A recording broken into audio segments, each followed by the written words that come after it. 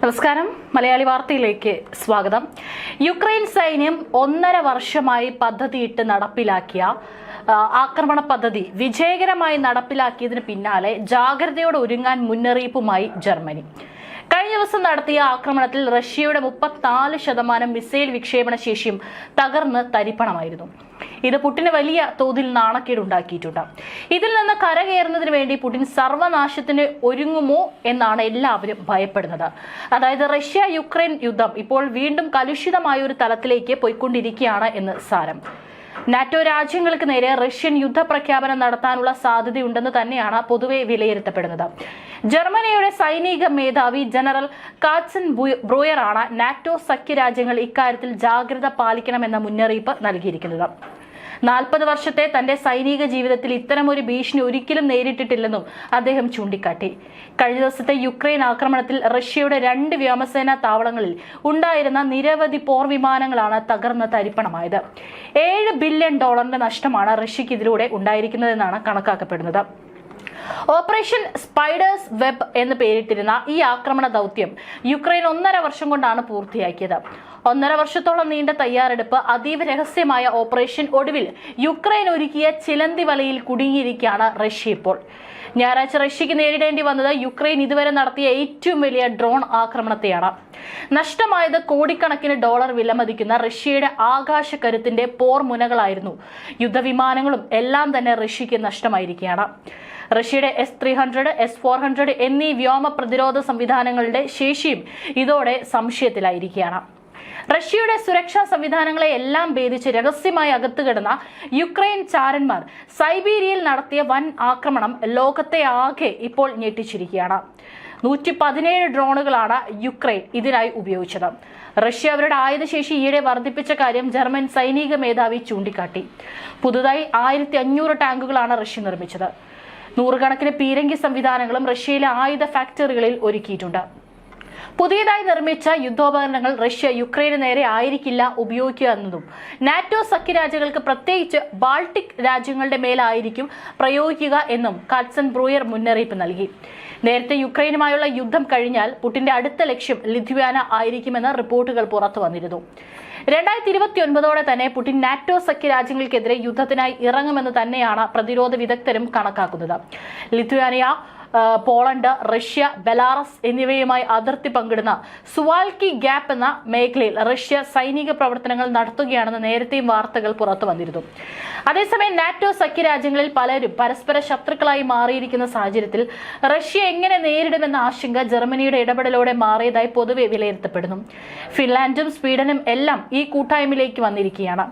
Russia യുക്രൈനെ ആക്രമിച്ചതിന് ശേഷം NATO അംഗങ്ങളായ ഹംഗറിയും സ്ലോവാക്കിയയും റഷ്യയുമായി മികച്ച ബന്ധമാണ് തുടരുന്നത്. കൂടാതെ അമേരിക്കൻ പ്രസിഡന്റ് ട്രംപും സൈനികപരമായ പല കാര്യങ്ങളിലും റഷ്യയ്ക്കൊപ്പമാണ് നിലകൊണ്ടിരുന്നത്.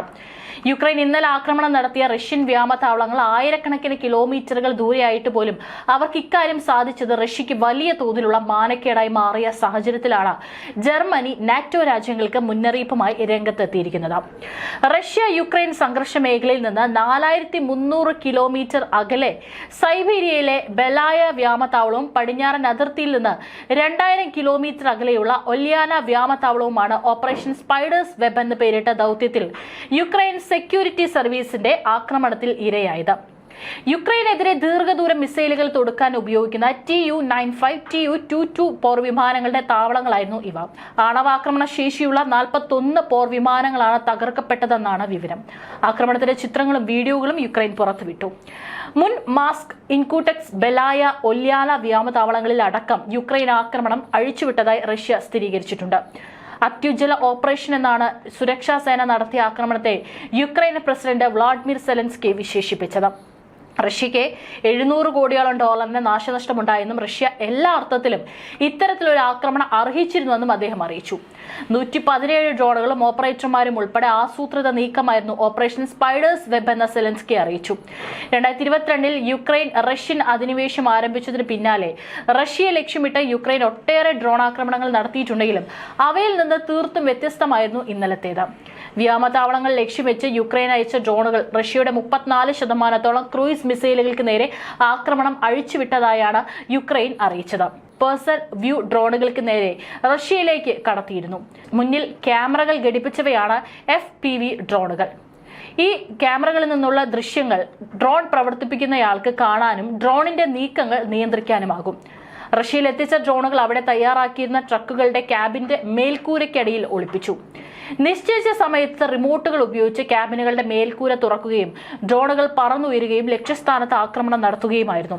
ട്രക്കുകളിൽ കറുത്ത നിറത്തിലുള്ള ഡ്രോണുകൾ ഒളിപ്പിച്ചതിന്റെ ചിത്രങ്ങളും SBU പുറത്തുവിട്ടിരുന്നു. വ്യോമതാവളങ്ങൾക്ക് അടുത്ത് നിന്നാണ് ഡ്രോണുകൾ വിക്ഷേപിച്ചതെന്നും യുക്രൈനിൽ നിന്നല്ലെന്നും റഷ്യയും സ്ഥിരീകരിച്ചിട്ടുണ്ട്. സൈബീരിയയിലെ 4 എയർഫീൽഡുകളിൽ യുക്രൈൻ ചാരന്മാരാണ് ആക്രമണം നടത്തിയതെന്നും ഇവരിൽ ചിലരെ അറസ്റ്റ് ചെയ്തിട്ടുണ്ടെന്നും റഷ്യ അറിയിച്ചു. ഡ്രോണുകൾ ഒളിപ്പിക്കാൻ ഉപയോഗിച്ച ട്രക്കിന്റെ ഡ്രൈവറും അറസ്റ്റിലായവരിൽ ഉൾപ്പെട്ടിട്ടുണ്ട്. റഷ്യ യുക്രൈൻ സംഘർഷം അവസാനിപ്പിക്കാൻ തുർക്കിയിൽ നിന്ന് സമാധാന ചർച്ച ആരംഭിക്കാനിരിക്കെയാണ് റഷ്യൻ വ്യോമതാവളങ്ങൾ യുക്രൈൻ ആക്രമിച്ചത്. എന്നാൽ ഈ ആക്രമണം റഷ്യ അർഹിച്ചതാണെന്നാണ് സെലൻസ്കി എക്സിൽ എഴുതിയത്. വളരെ തന്ത്രപൂർവമായ നീക്കമായിരുന്നു അത്. യുക്രൈനെ ആക്രമിക്കാൻ ഉപയോഗിച്ച ആയുധങ്ങളെ മാത്രം ഇല്ലാതാക്കാൻ ലക്ഷ്യമിട്ട ശത്രുവിന്റെ മടയിൽ നടത്തിയ ഓപ്പറേഷൻ. റഷ്യയ്ക്ക് കാര്യമായ നഷ്ടം നേരിട്ടു. അതെല്ലാം അവർ അർഹിച്ചതും ന്യായീകരിക്കാനാവുന്നതുമാണ്. കഴിഞ്ഞ ദിവസം 500ഓളം റഷ്യൻ ഡ്രോണുകളാണ് യുക്രൈനിൽ പതിച്ചത്. ഒരാഴ്ചയും അവർ ഉപയോഗിക്കുന്ന ഡ്രോണുകളുടെ എണ്ണം വർദ്ധിക്കുന്നു. ഇപ്പോൾ അവർ അവരുടെ എക്കാലത്തെയും വലിയ ക്രൂയിസ് മിസൈലുകളായ കാലിബറും ഉപയോഗിക്കുന്നു.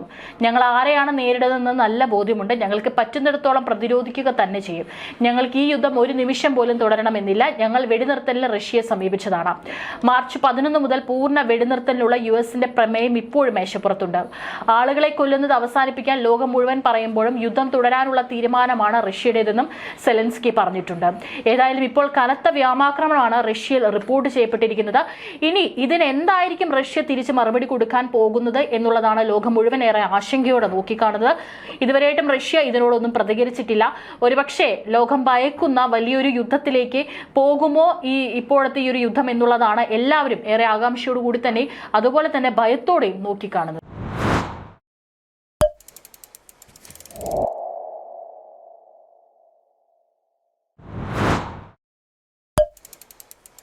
You